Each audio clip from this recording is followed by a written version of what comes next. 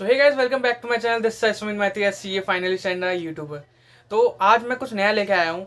मैं इंटरव्यू लेने वाला हूँ एक भैया जिनका नाम है सीए प्रतीक ठक्कर। आप लोगों ने उनकी चैनल भी देखी होगी, प्रतीक ठक्कर के नाम से होगा, यहाँ पर दिख रहा होगा साइड में। एंड एक और चैनल है उनका, स्टडी बडी क्लब, जिसमें 2 मिलियन सब्सक्राइबर है। एंड आप लोग, अगर उन्होंने जो सीए वाले हैं उनको ज़्यादा तक उन्होंने देखा होगा ऐसे में। हाँ, ऐसे में, क्योंकि इनका रिएक्शन वीडियो काफ़ी वायरल हुआ था। एंड आज इन्हीं से हम क्वेश्चन आंसर पूछेंगे, कुछ जो मैंने आप ही से पूछा था कि आप मुझे कुछ क्वेश्चन सजेस्ट करें। आप लोग के काफ़ी सारे क्वेश्चन आए थे, तो उसी में से मैंने कुछ शॉर्ट लिस्ट करके देन उनसे मैंने कुछ क्वेश्चन पूछे हैं। तो बिना किसी देरी के स्टार्ट करते हैं। तो हेलो भैया, वेलकम टू माय चैनल। तो कैसे हैं आप थैंक यू। भैया? बहुत बढ़िया सुमित, आप कैसे हो? बहुत बढ़िया भैया। और फर्स्ट ऑफ ऑल, आपका जो चैनल है स्टडी बडी क्लब, काफी 2 मिलियन सब्सक्राइबर हो गए। हाँ, thank you so much. Then भैया, क्वेश्चन है, मैंने कुछ पोस्ट करे थे, उसके रिगार्डिंग मुझे क्वेश्चन आए हैं। ओके, स्टार्ट करें? Yes, okay, yes, sure. तो पहला क्वेश्चन है कि भैया, आपके 10th एंड 12th में परसेंटेज क्या थी? ओके, 10th एंड 12th के मेरे परसेंटेज में आपको बताऊँ तो आपको थोड़ा शॉक लगेगा, बिकॉज इट्स 10th में थे 65.14 and in 12th it was 65.21। So 10th और 12th में 65 मेरे परसेंटेज थे and I was from a commerce background. 11 12th मैंने कॉमर्स में ही किया था। ओके, मतलब ऐसा है कि बहुत लोग कहते हैं ना कि परसेंटेज मैटर करती है।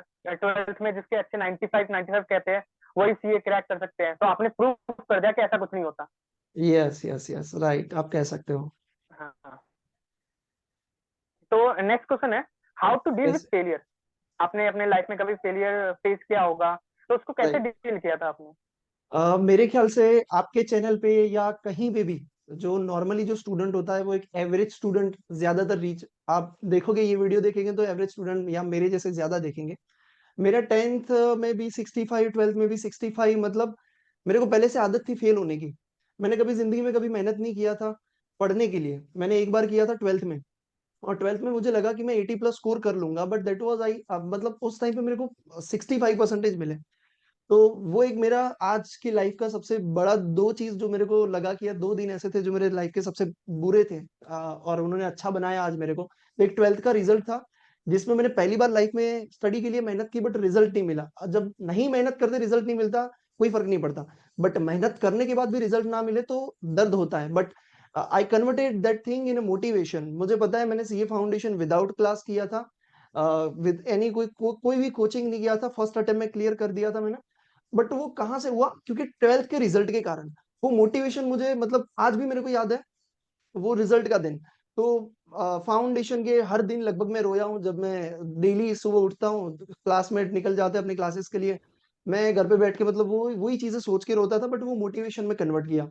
दूसरा, आगे जब मेरा मैं आर्टिकलशिप में था और मैं स्टूडेंट की जो कमेटी होती है उसके लिए मैंने इलेक्शन के लिए 1.5 साल के लिए एज अ वॉलंटियर स्टूडेंट के लिए काम किया। बट वहां पे विथ 2 वोट्स में हार गया, और मैं चाहता था कि मैं स्टूडेंट कमेटी का चेयरमैन बनूं, बट 2 वोट से मैं हार गया। तो वो भी एक चीज था जहां से मुझे फेलियर मिला। बट एक फेलियर ने मुझे सीए बनाया और दूसरे फेलियर ने मुझे यूट्यूब जैसी, मतलब एक इतनी बड़ी फैमिली दे दी 2.2 मिलियन की। तो फेलियर को अगर आप एज अ पॉजिटिव लेते हो और उसको भूल के आगे बढ़ने का सोचते हो तो डेफिनेटली आप लाइफ में काफी चेंजेस लेके आ सकते हो। तो मेरे ख्याल से फेलियर कभी ऐसे नेगेटिवली नहीं लेना चाहिए। सोचना चाहिए कि इसमें से मैंने क्या चीजें मेरे को प्रूव करके दिखानी है। बोलने से बेटर है कि करके दिखाओ, तो लोगों को लगेगा कि हाँ भैया ये बोल रहा था और करके दिखाया। हाँ, ये बात तो सही है। जैसे मैंने भी CA foundation first attempt with self study निकाला था, तो आपने ग्रेट। वो बहुत ताजा कर दिया। 1 साल पहले मैंने फाउंडेशन निकाला था, तो ये काफी हाँ, मतलब रिलेट कर सकते हैं काफी एवरेज बच्चे, क्योंकि मैं भी एक एवरेज बच्चा ही हूँ आपके जैसा ही। आपके जैसे ग्रेट। स्कोर किया था मैंने भी 10th and 12th। Okay, okay. Then next question है, बहुत ही ज्यादा लोग ये क्वेश्चन पूछते हैं कि क्या आईसीआई मॉड्यूल इनफ है सीए क्रैक करने के लिए? देखो, आईसीआई मॉड्यूल की अगर हम बात करें तो हमें लिमिटेड क्वेश्चंस मिलते हैं। हाँ, आईसीआई मॉड्यूल में से पूछा जाता है, ठीक है। बट अगर हम ऑन एन एवरेज निकाले तो 30 से 40 मार्क्स का आईसीआई की मॉड्यूल में से अपने को मिलता है। तो what about next 60 to 70 marks? वो आरटीपी एमटीपी आप लास्ट के 10 अटेम्प्ट तक देखोगे तो वहीं से, मतलब ऑलमोस्ट वहीं से पेपर निकल के आ जाता है। बट 10 अटेम्प्ट के देखना बहुत डिफिकल्ट चीज है। नॉर्मली अगर आप बात करो तो आपके जो क्लासेस के मटेरियल होते हैं वो सब चीजों को कंबाइन करके दे देते हैं।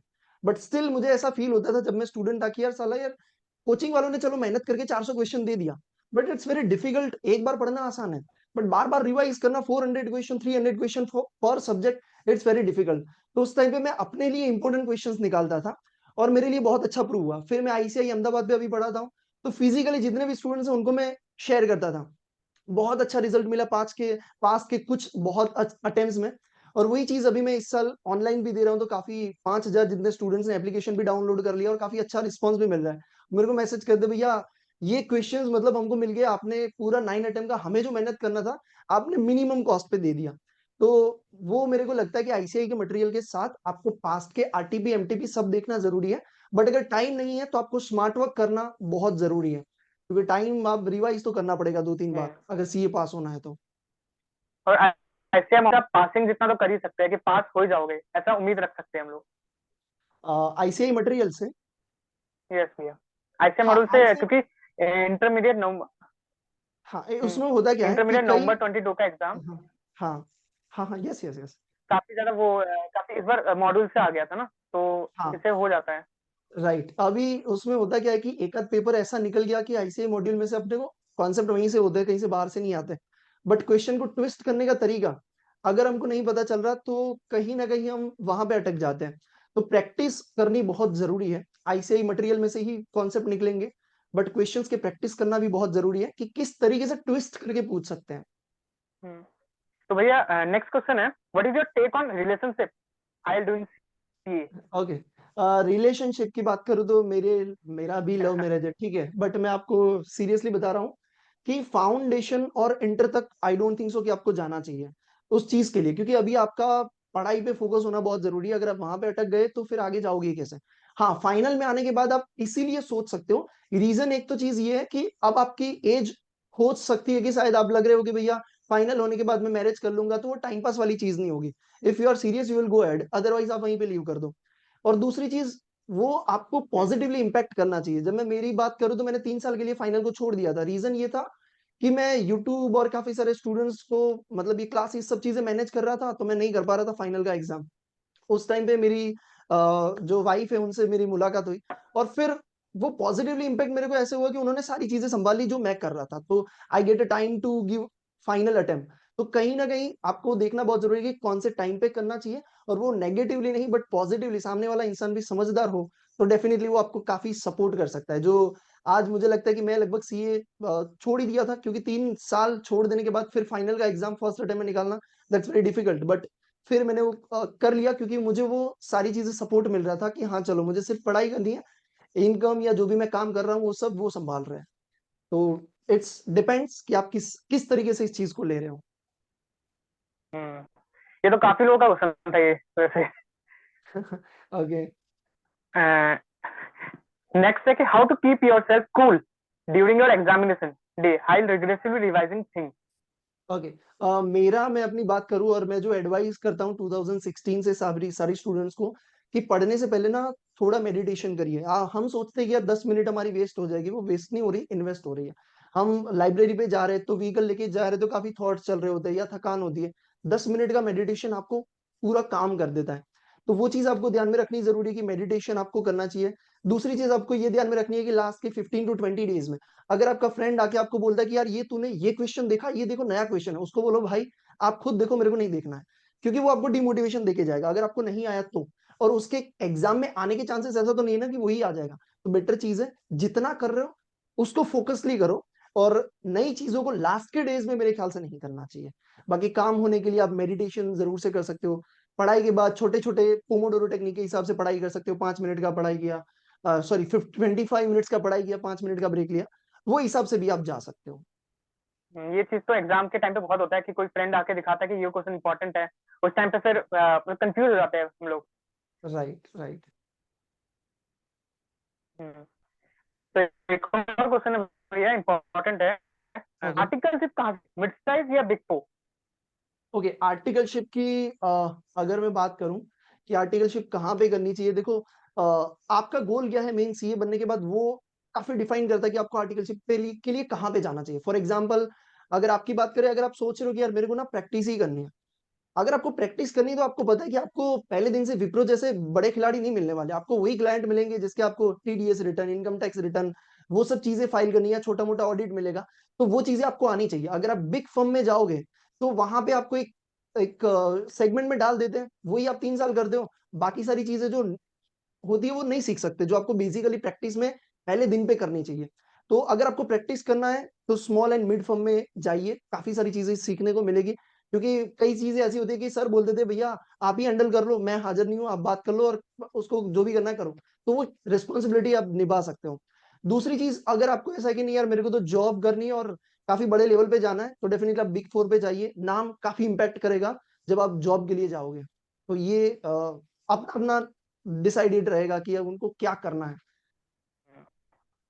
और एक और भी है, attempt really matter, finding articleship और आर्टिकलशिप की बात करूं तो आर्टिकलशिप के लिए तो अभी अटेम्प्ट की तो बात छोड़ो, सामने से सीए के मैसेज आते हैं भैया कोई हो तो बताना, क्योंकि आर्टिकल्स मिल ही नहीं रहे। तो आर्टिकलशिप के लिए तो डेफिनेटली नो। अगर मैं बात करूं जॉब के लिए, तो कहीं कहीं कुछ कंपनीज ऐसा बोलती है, मैं बोलूंगा 2 या 3% कंपनीज ऐसा बोलती है कि थ्रू आउट चाहिए, हमें कोई अटेम्प्ट नहीं होना चाहिए। बाकी इतना मैटर नहीं करता, मैटर करता है कि आप में नॉलेज कितना है। तो डेफिनेटली मेरे ख्याल से तो अटेम्प्ट मैटर नहीं करता, आप अपने हिसाब से बेस दीजिए और जितना हो सके उतना नॉलेज दीजिए। इंटरव्यू में बैठिए, सामने वाले को पता चल जाता है कि इस बंदे में कितना नॉलेज है, तो कहीं ना कहीं वो नॉलेज ज्यादा इम्पैक्ट करेगा अटेम्प्ट से ज्यादा। ये बात तो है भैया। देन एक और जो सब लोग हर जगह पूछते हैं, what is your okay YouTube income और source of income? Okay YouTube income की बात करूँ तो यूट्यूब इनकम अभी आप देख रहे हो कि पहले जैसा नहीं है। मतलब पहले ऐसा था कि कुछ लोग हैं जो क्रिएटर हैं या फिर वो ऐसे अच्छा कंटेंट प्रोवाइड कर रहे हैं, अब काफी सारे क्रिएटर्स भी आ गए। तो ऑब्वियसली यूट्यूब इनकम आप बोल सकते हो कि एक छोटी सी शॉप का रेंट निकल सकता है, उससे ज्यादा नहीं। और दूसरी बात, सोर्स ऑफ इनकम की बात करें तो अभी के लिए मैंने अपने आपके करियर को 1.5 साल के लिए आप बोल सकते हो कि दाव पे लगाया। दाव पे इसलिए क्योंकि मैं जो इंपॉर्टेंट क्वेश्चंस और वो सब चीजें निकाल रहा हूँ, मैं ब्रेक इवन पे पहुंचने के लिए उसको सेल कर रहा हूँ कि उतनी प्राइस पे सेल करूँ कि एटलीस्ट मैं लॉस में ना जाऊं। तो अभी के लिए तो मेरा सोर्स ऑफ इनकम आप बोल सकते हो कि टिल 1.5 ईयर्स, हाँ थोड़ा बहुत मिलता है ऑब्वियसली, घर भी चलाना होता है, बट बोल सकते हो कि अराउंड ब्रेक इवन पे मैं चल रहा हूँ। और वही मेरा टारगेट है कि मैं ज्यादा स्टूडेंट तक ये चीज के लिए अवेयरनेस फैला के पहुंच सकूं कि इंपोर्टेंट क्वेश्चंस आपके लिए लाइफ चेंजिंग हो सकते हैं। वैसे इंपॉर्टेंट एग्जाम आ रहे हैं, बहुत बच्चों ने अभी तक करे भी नहीं होते, इंपॉर्टेंट क्वेश्चन काफी काम आते हैं, हेल्पफुल होते हैं। यस यस राइट क्योंकि हर बच्चा यूट्यूब पे ही ढूंढते रहता है कि इंपॉर्टेंट क्वेश्चन इसके, इंपॉर्टेंट क्वेश्चन इसके, इंपॉर्टेंट क्वेश्चन, तो ये हेल्पफुल रह सकते राइट। हैं। हाँ यूट्यूब पे आप वैसे काफी सारे मिल जाते हैं, ठीक है, हर फैकल्टी अपनी हिसाब से मेहनत करती है। बट मैं अपनी बात करूँ तो मैं पूरा 9 अटेम्प्ट का सब चीजें लेके बैठ जाता हूँ हर सब्जेक्ट के लिए। एक सब्जेक्ट को बनाने के लिए मुझे अराउंड 15 डेज अराउंड निकल जाता है कि क्वेश्चंस डिसाइड करने में, क्योंकि पूरा 9 अटेम्प्ट का एनालिसिस करना है। तो मेरे ख्याल से यूट्यूब के वीडियो के लिए कोई इतना तो शायद नहीं कर रहा होगा, बट ठीक है अगर कर रहे हैं तो बहुत अच्छी बात है। और मैं जो चीजें प्रोवाइड कर रहा हूँ मुझे प्रूफ मिला है, इसलिए मुझे कॉन्फिडेंस आ रहा है कि हाँ अब मैं बोल सकता हूँ कि हाँ यार ये करो, आपको गारंटी से, मतलब गारंटी एक्सपेक्टेड आप 70 to 80 मार्क्स का इजीली देख सकोगे। तो भैया अब लास्ट क्वेश्चन है, is sure. CA worth it? Again it depends on the knowledge, क्योंकि आपने काफी सारे सीए देखे होंगे जो अर्निंग्स इन लैक्स, मतलब महीने का 5 लाख भी कमाते हैं, और ऐसे भी सीए देखे होंगे जो अभी मतलब कुछ भी कर रहे हैं 30,000 40,000। तो डिपेंड्स करता है कि आप किस सेगमेंट में जा रहे हो और किस तरीके से आप काम कर रहे हो। इंजीनियर ले लो तो इंजीनियर भी, सॉफ्टवेयर इंजीनियर बोलते हैं, सॉफ्टवेयर इंजीनियर की कोई डिमांड नहीं है। यार कोई ऐसा आइडिया होना चाहिए, सॉफ्टवेयर बनाओ आप भी। फेसबुक एक सॉफ्टवेयर है, वो अर्न कर रहा है अब मतलब कितने रुपए आप गिन भी नहीं सकते, बिलियंस ऑफ डॉलर में। तो डिपेंड्स करता है on your knowledge, on your skill.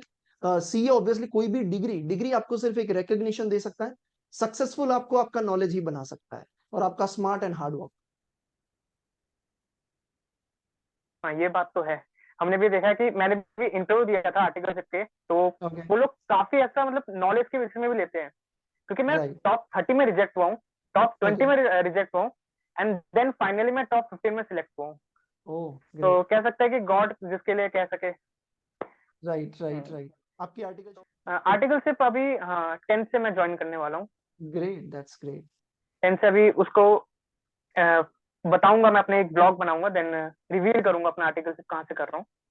Great great then great. और भैया आपसे मिलके बहुत अच्छा लगा, आपसे काफी नॉलेज मिली मुझे। Then thank you thank so you अपना मच। वैल्यूबल टाइम देने के लिए। Any time any time. तो